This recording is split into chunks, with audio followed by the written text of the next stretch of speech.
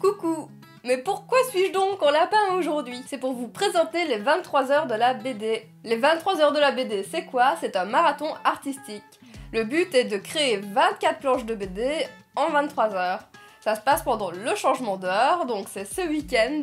Ça commence donc ce samedi 28 à 13h et ça termine le dimanche 29 à 13h aussi. Il y a donc une heure qui saute pendant la nuit, d'où les 23 heures de la BD. Bref, je trouve ça intéressant de vous parler de cet événement parce que ça fait depuis 2014 que je soutiens SIF qui participe chaque année.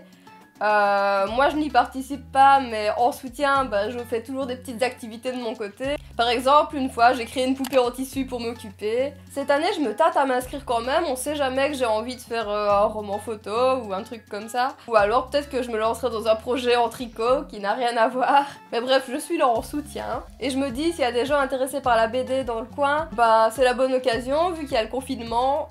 Peut-être que ça peut vous occuper ce week-end. Donc dans le règlement des 23 heures de la BD, il y a un thème imposé qui est donné à 13h précises le samedi et une contrainte.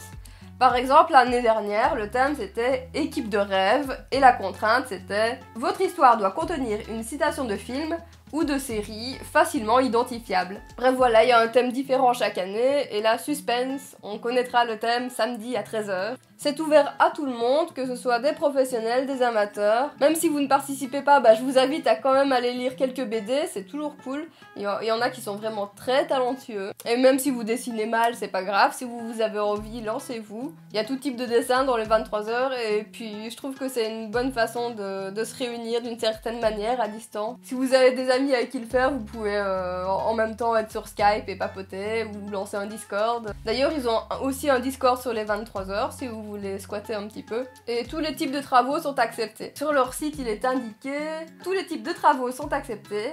Dessin noir et blanc, couleur, collage, montage photographique ou tampon taillé dans des pommes de terre. L'important, c'est de s'amuser et de vivre pleinement ces 23 heures. Bref, voilà, les 23 heures, c'est géré uniquement par des bénévoles.